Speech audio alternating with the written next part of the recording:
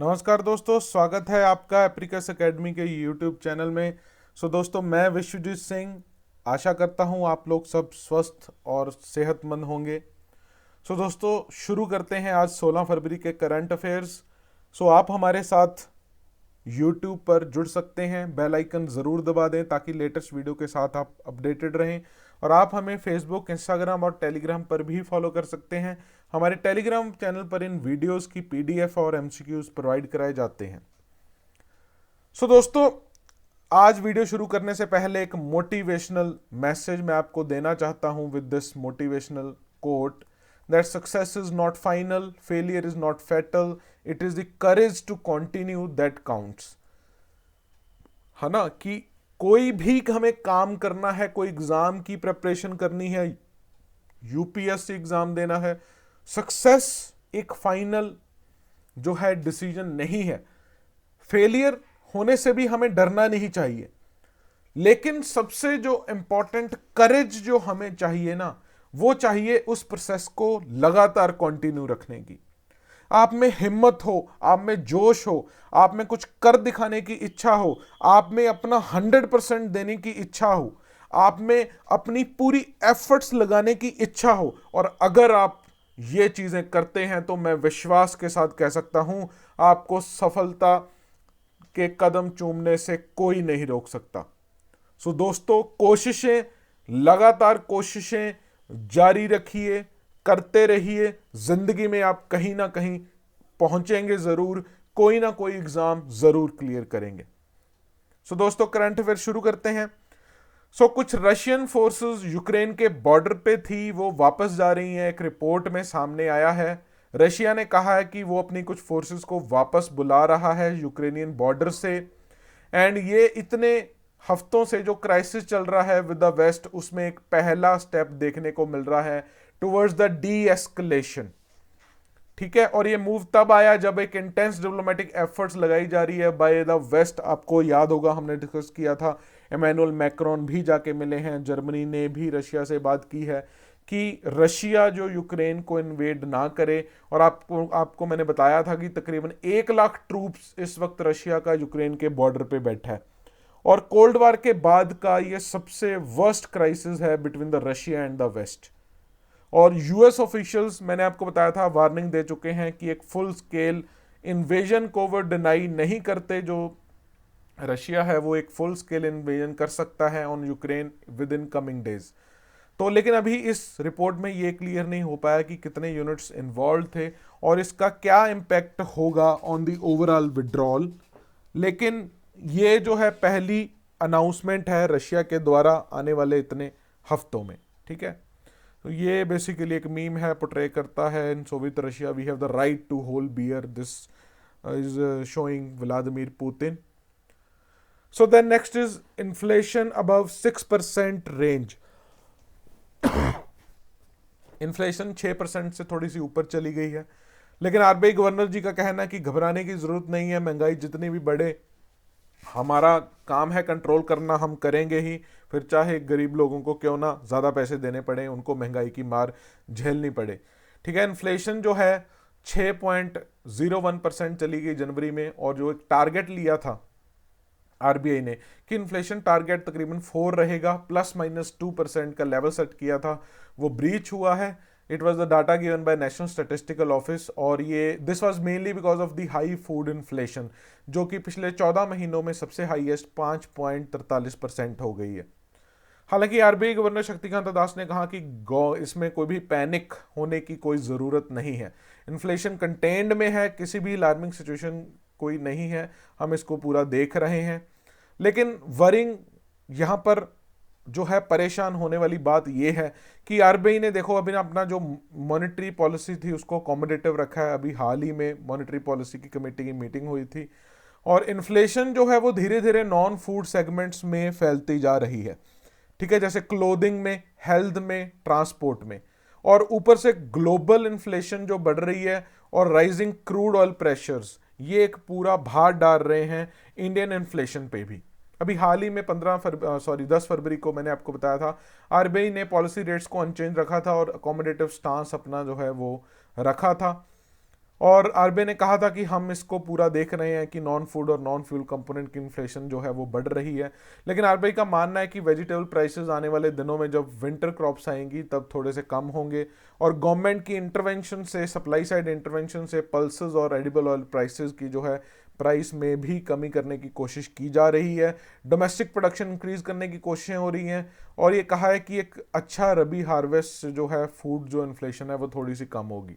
लेकिन भारत में इन्फ्लेशन पिछले सालों में बढ़ती ही जा रही है, और अभी ये इस मीम के मुताबिक तो औकात से बाहर हो गई है, ठीक है। लेकिन फिर भी ये लोअर लेवल पे जो लोग गरीबी दर से नीचे हैं उनके लिए चिंता का विषय है। सो आगे चलते हैं। इस न्यूज़ को हम पहले भी डिस्कस कर चुके हैं। इसरो ने सक्सेसफुली इस मिशन को लॉन्च कर दिया गया है, ठीक है। ये इसरो का PSLV का 54th मिशन था। 2022 का इसरो का पहला मिशन था। EOS क्या है? अर्थ ऑब्जर्वेशन सैटेलाइट, ठीक है। एक रडार इमेजिंग सैटेलाइट है जो हाई क्वालिटी इमेजेस देगी for all weather application such as agriculture, forestry, plantation, flood mapping, soil moisture and hydrology. Satellite का वेट 1710 किलो है और मिशन लाइफ इसकी 10 साल है, ठीक है। तो इसके साथ दो छोटी छोटी सैटेलाइट्स भी जारी थी, यहां आप पिक्चर में देख सकते हो। इंस्पायर सेट 1 जो कि basically Indian space science and technology association और lab of atmospheric and space physics university of Colorado द्वारा मिलके बनाया गया है। देन एक INS 2D भी गई है। ये एक ज्वाइंट जो है इंडो भूटान ज्वाइंट सैटेलाइट है बेसिकली, ठीक है। तो इन दो सैटेलाइट्स को भी इसके साथ ही भेजा गया और सक्सेसफुली ये मिशन जो है एग्जीक्यूट हो गया है, ठीक है। सो आगे बढ़ते हैं। नेशनल हेल्थ अथॉरिटी अब इंटीग्रेट करने जा रही है of databases of different welfare schemes, ताकि प्रधानमंत्री जन आरोग्य योजना की कवरेज को और बढ़ाया जा सके, ठीक है। तो इंटीग्रेट करने की कोशिश हो रही है of socio economic caste census beneficiaries इनकी with the national food security portal, ठीक है। ताकि जो ये लोग हैं इनको इनके राशन कार्ड के जरिए बेसिकली जो इनके इंटाइटलमेंट्स हैं that will be covered in the PMJAY, ठीक है। प्रधानमंत्री जन आरोग्य योजना आपको पता है, इसमें बेसिकली 5 लाख का प्रति फैमिली हर साल जो है हेल्थ इंश्योरेंस दिया जाता है of secondary and tertiary care related hospitalization, ठीक है। और NHA ने डिफरेंट मिनिस्ट्री के साथ कोलैबोरेट किया है बेनिफिशियरी अवेयरनेस कैंपेन्स और बेनिफिशियरी डाटा एनरिचमेंट के लिए, ठीक है। आगे चलते हैं। सो ये थोड़ी सी हंसी वाली भी न्यूज़ कह सकते हैं। तालिबान ने शायद भारत को चिढ़ाने की कोशिश की है। वहाँ अफगानिस्तान मिलिट्री ने, क्योंकि मिलिट्री ने कर लिया था वहाँ पर कब्जा, आपको पता है अमेरिका जब बाहर हो गया पिक्चर से, तो वहाँ पर उन्होंने एक अपनी मिलिट्री यूनिट को नाम दिया है पानीपत। अब पानीपत उन्होंने नाम क्यों दिया है? Basically it draws inspiration from the third battle of Panipat, ठीक है। थर्ड बैटल ऑफ पानीपत 1761 में हुई थी अफगान रूलर अहमद शाह दुरानी में, जिसमें उन्होंने मराठा आर्मी को हरा दिया था और जिससे मराठा साम्राज्य का भारत में डोमिनेंस खत्म हो गया था, ठीक है। ये ऑपरेशन यूनिट को जो है नानघर एरिया में जो है वहाँ इसको तैनात किया गया है। और इसके बिना भी Panipat battle is often discussed in the religious sermons in rural Afghanistan, ताकि जो है मुस्लिम लोगों को जो के लिए एक सपोर्ट जताई जा सके उन जगहों पर जहां बेसिकली मुस्लिम्स को परेशानियों का सामना करना पड़ रहा है। और मॉस्क्स और सेमिनरीज में जितनी डिस्कशंस होती हैं उनमें बार बार कश्मीर और पैलेस्टाइन का मुद्दा भी उठाकर देखा जाता है अफगानिस्तान और पाकिस्तान में, ठीक है। ये पानीपत फिल्म आई थी, उम्मीद करता हूँ आप लोगों ने देखी होगी, संजय दत्त की। तो ये जस्ट वैसे आपको पोस्टर शेयर कर दिया। पानीपत की बैटल की याद करें तो ये तीनों बैटल बड़ी इंपॉर्टेंट है, काफ़ी बार एग्जाम में पूछी जाती हैं, थोड़ा सा ध्यान दे लो। पहली बैटल ऑफ पानीपत 1526 बाबर और इब्राहिम लोदी में बाबर जीत जाता है, भारत में मुगल एम्पायर की शुरुआत हो जाती है। दूसरी बैटल ऑफ पानीपत 1556 में अकबर और हेमू के बीच, अकबर जीत जाता है और भारत में अकबर का राज्य शुरू हो जाता है। तीसरी 1761 मैंने भी आपको बताया अफगान्स एंड मराठास में, जिसमें डोमिनेंस ऑफ मराठा एम्पायर्स वो खत्म हो जाती है, ठीक है। तो तीनों बैटल पूछ लेते हैं, ध्यान रखिएगा। देन कनेडियन प्राइम मिनिस्टर ने special emergencies acts, emergency powers को इन्वोक किया है जिनको पहले कभी भी इन्वोक नहीं किया गया था, to support provincing in ending the blockade and public disorder, जो ओटावा में पिछले 18 दिनों से चल रहा है under the so called participants, जिनको फ्रीडम कन्वॉय के नाम से जाना जाता है, ठीक है। And the demonstrations also shut, इन डेमोन्स्ट्रेशन के कारण एक इकोनॉमिक कॉरिडोर भी बंद हो गया कनाडा और यूएस में पिछले 6 दिनों से। 13 फरवरी को ये ओपन किया गया था और this act was invoked to deal with the freedom convoy protest, जो कि 28 जनवरी को कैनेडियन ट्रकर्स ने शुरू किया था अपोज करने के लिए ए वैक्सीन और quarantine mandate of cross border drivers. ठीक है, उसके बाद ये एक बड़ा प्रोटेस्ट बन गया, इसमें वो लोग भी शामिल हो गए जो ट्रूडो की पॉलिसीज के खिलाफ हैं, फिर वो चाहे कोविड-19 पैंडेमिक की रिस्ट्रिक्शंस हो या कार्बन टैक्स, उनको उनके खिलाफ होने वाले लोग भी इसमें शामिल हो गए। ठीक है, इनिशियली ये ट्रकर्स का था, लेकिन उसके बाद वाइडर नेशन वाइड डेमोन्स्ट्रेशन शुरू होगी against the government of Justin Trudeau. ठीक है, अब होगा क्या, इस एक्ट से बैंक्स और फाइनेंशियल इंस्टीट्यूशंस हैं वो टेम्पररी फ्रीज कर देंगे सभी के account those are supporting the blockade without obtaining a court order, और जितने भी व्हीकल्स इन्वॉल्व हैं इस प्रोटेस्ट में उनके इंश्योरेंस को सस्पेंड किया जा रहा है, और जितने भी क्राउड फंडिंग प्लेटफॉर्म्स और पेमेंट प्रोवाइडर्स हैं उनको कनाडा की एंटी मनी लॉन्ड्रिंग एजेंसी फिनट्रैक के साथ जो है अटैच किया जा रहा है ताकि किसी भी तरह की सस्पिशियस एक्टिविटीज़ का जल्दी पता लग सके। ठीक है, तो ये थोड़ा सा ध्यान में रखना। देन एक बड़ा फ्रॉड देखने को मिला है, सीबीआई ने पहली बार सबसे बिगेस्ट बैंक फ्रॉड रजिस्टर किया है of ABG shipyard. ABG shipyard ने 28 बैंक्स और फाइनेंशियल इंस्टीट्यूशन को 22,842 करोड़ का चूना लगाया है 2012 से 2017 के पीरियड में। ऋषि अग्रवाल जो सीएमडी हैं एबीजी शिपयार्ड के, उनका नाम इसमें सामने आया है, और इनको जो बेसिकली जिस कंसोर्टियम ऑफ बैंक को इन्होंने चीट किया है उसको लीड कर रही थी आईसीसीआई, और एबीजी ने 7,000 करोड़ का आईसीसीआई को, 3600 करोड़ का आईडीबीआई को, 2900 crore state bank, 1614 crore bank of Baroda और 1244 करोड़ का पीएनबी को चूना लगाया है। ठीक है, और ये फंड दिए गए थे बैंक के द्वारा इनको, लेकिन इन्होंने और पर्पसेस के लिए यूज किए, एंगेज किए हुए ये in diversion of funds and misappropriation of funds and in criminal breach of trust. ठीक है, फिर भी हमारे जो पीएसयू बैंकर्स हैं वो इस मीम की तरह ही खुश नजर आ रहे हैं। क्यों? क्योंकि भाई पब्लिक बैंक है, पब्लिक का पैसा है, राइट ऑफ कर देंगे। ठीक है, this basically in the recent times जितने भी इवेंट्स हुए हैं, फिर वो नीरज हो, माल्या हो, उनमें बेसिकली बैंक फ्रॉड्स जो हैं वो बहुत बड़े लेवल पर पब्लिक बैंक्स के साथ धोखाधड़ी हुई है। ठीक है, तो इसको स्ट्रिक्ट करने के लिए कहीं ना कहीं गवर्नमेंट को कदम इस तरह के उठाने चाहिए ताकि इस चीज़ को स्ट्रिक्ट किया जा सके, इस तरह की चीटिंग्स ना हो, पब्लिक मनी इस तरह से वेस्ट ना हो। ठीक है, आगे चलते हैं। सो ऑपरेशन परिवर्तन, क्या है परिवर्तन? आंध्र प्रदेश की पुलिस ने 2 लाख किलो कैनबीज सीज किए थे, उनको डिस्ट्रॉय किया है, नाम इसको दिया था ऑपरेशन परिवर्तन। एक बड़ा स्टेप लिया गया, united fight against drugs by the police of Andhra Pradesh. ठीक है, और प्राइमरी गोल था ढूंढना मरीजुआना की क्रॉप और उसको डिस्ट्रॉय करना और वहाँ की इंडिजिनस कम्युनिटीज़ को एजुकेट करना। साथ ही साथ काफ़ी सारे डिपार्टमेंट इन्वॉल्व थे। अब जितने लोग कैनबीज में इन्वॉल्व थे उनको रिहेबिलिट किया जाएगा और अल्टरनेटिव लाइवलीहुड अपॉर्चुनिटीज़ दी जाएंगी। ठीक है, इसके बाद बड़े सारे मीम वायरल हुए कि भाई ये जहाँ जलाया गया उसके आसपास लोग होंगे, वो तो बस मतलब कि कसोल बन गया, वो तो मतलब है मस्त मज़े में हो गए। And this meme is true कि अलग ही किस्म का नशा है। ठीक है, तो सो ये परिवर्तन, ये माइंड में परिवर्तन किस लिए हुआ? ये कैनबीज को डिस्ट्रॉय किया गया है by Andhra Pradesh police. Then Indian railways Bharat का सबसे बड़ी रेसलिंग एकेडमी बनाने जा रही है दिल्ली में। मिनिस्ट्री ऑफ रेलवे ने अप्रूव कर दिया है, दिल्ली में बनाया जाएगा, बिगेस्ट होगी पूरे भारत में। एडवांस ट्रेनिंग फैसिलिटीज़ जो हैं प्रोवाइड कराई जाएंगी, 30 करोड़ के आसपास की लागत में ये बनेगा। ठीक है, और इंडियन रेलवेज जो है हमेशा से एक उसने की रोल प्ले किया है in promoting wrestling in the country and most of the elite wrestlers these are from Indian Railways. ठीक है, तो बेस्ट स्पोर्ट्स फैसिलिटीज इस ट्रेनिंग एकेडमी जो हमें जो है प्रोवाइड कराई जाएंगी रेसलर्स को। ठीक है, आगे चलते हैं। सो chief justice of Madras court नए बने हैं मुनीश्वर नाथ भंडारी। ठीक है, ओथ दिलाई इनको गवर्नर RN रवि ने, सीएम तमिलनाडु के वहाँ मौजूद थे MK स्टालिन, और इलाहाबाद हाईकोर्ट से ट्रांसफर होके आए थे और जज बने थे मद्रास हाईकोर्ट के नवंबर 22, 2021 को।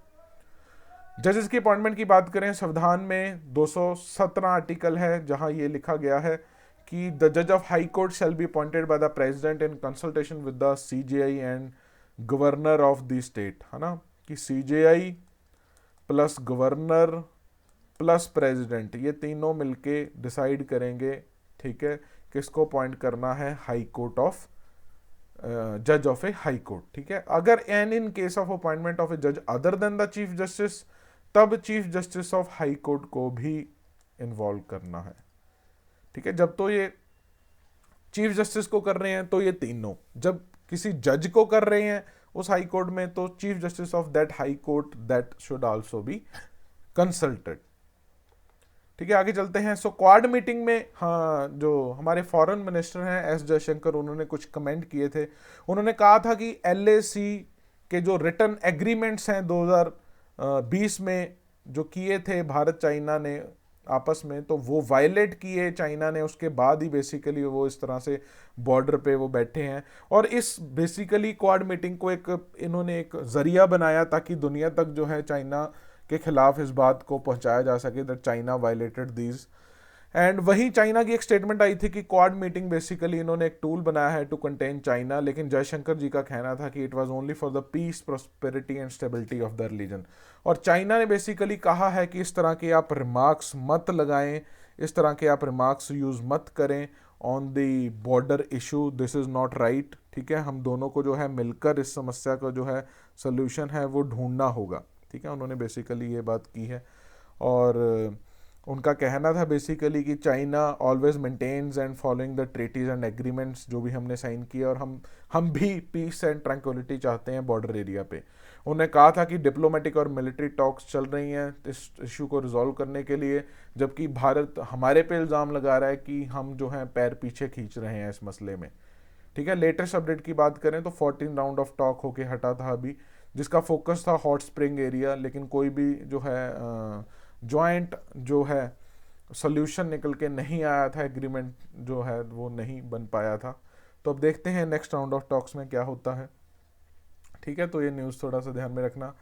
Then US green building council के द्वारा 2021 की global list of sustainable spaces में भारत को तीसरा रैंक मिला है in the ranking of top 10 countries outside the US for leadership in energy and environmental design, LEED, ठीक है। पहला चाइना विद 1077 प्रोजेक्ट्स, सेकंड है Canada with 205 projects and third है इंडिया विद 146 प्रोजेक्ट्स, ठीक है। और ये बेसिकली प्रोजेक्ट्स ऐसे हैं, these are healthy, sustainable and resilient building designs, construction and operations, ठीक है। भारत में पिछले साल से 10% बढ़ोतरी हुई है in the lead licensed area.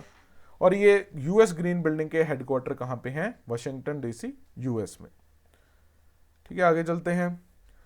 Then Israel पहली कंट्री बन गई है to allow large high flying drones in the civilian air space, ठीक है। पहली कंट्री बनी है पूरी इन वर्ल्ड में।